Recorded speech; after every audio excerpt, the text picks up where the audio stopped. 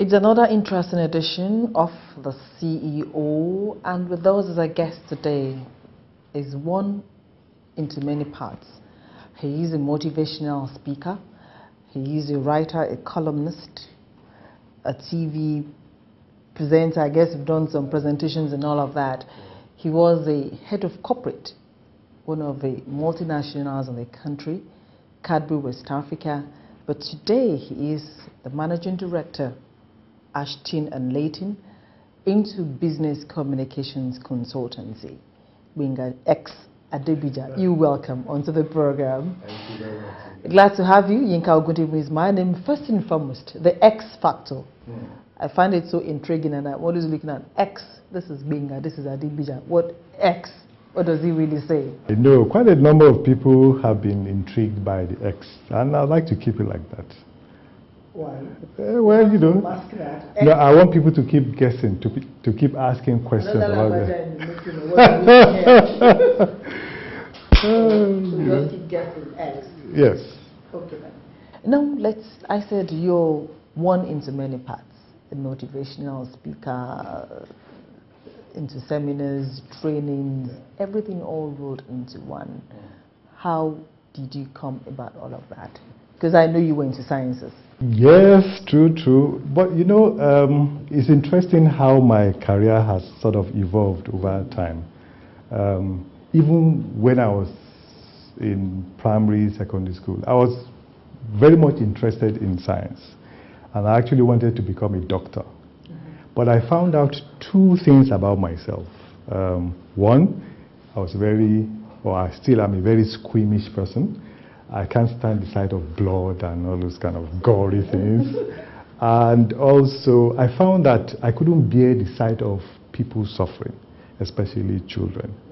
And I didn't know what kind of doctor I would be if I was breaking down and crying at every sign of, you know, tragedy or stuff like that. So it was time for a career change, and so I opted instead to study microbiology, which I studied up to master's level. And then I joined Cadbury.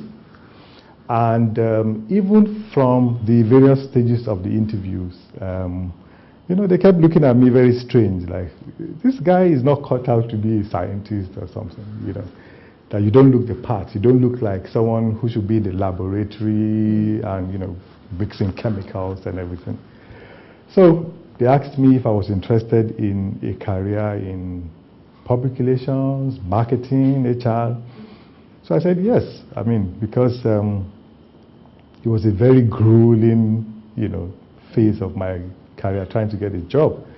I think we had to go through like 7 different stages.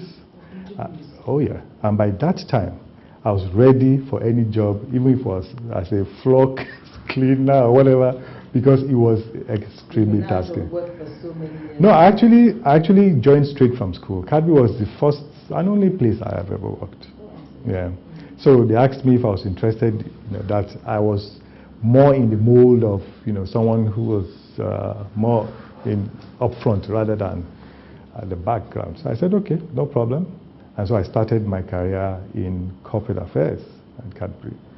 And then 4 years later, I became head of corporate affairs after joining as management trainee. And that was it. For how many years were you at Cadbury? I worked for Cadbury for about 14 years. 14 fantastic years. I had a wonderful time at Cadbury. And what was the work experience there like? It was excellent, especially because I got to work with wonderful people who I learned from. Dr. Christopher Kolade, I mean, everyone knows Dr. Kolade. My immediate boss was Mr. Bumioni, another fantastic person, and so many others, my colleagues, and it was like a family at Cadbury, and I thoroughly enjoyed myself. So what informed your decision to exit Cadbury?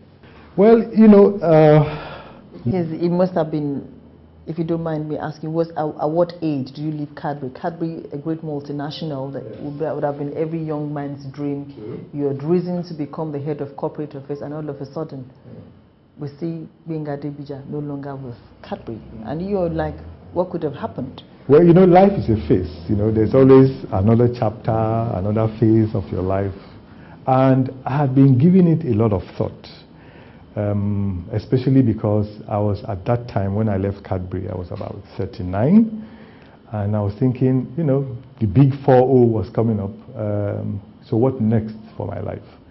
And, you know, I had defined certain targets for myself. One of which was to start up my own company. Although in fairness, I never thought that I'll be doing it at this phase of my life. I actually thought I would do it when I was in my 50s or something.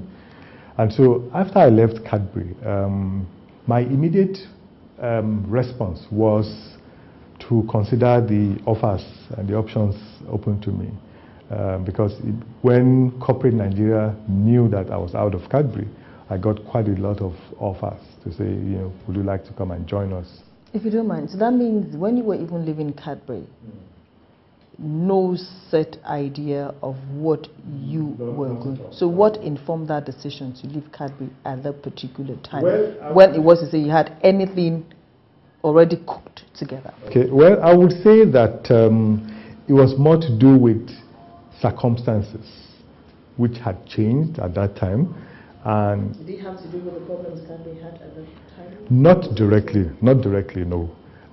But things had changed. And I had to reconsider and review my options, what I had to do next in my career. And so I thought that the best possible option was to leave Cadbury and then, you know, pursue other career options. Like I said, I thought that I was going to work somewhere else. But, you know, there was an avalanche of offers, you know, from everywhere. So I said to all of them, just hold on. Let me catch my breath, let me think about it. So I took the whole family, went off to the US for some time, for vacation.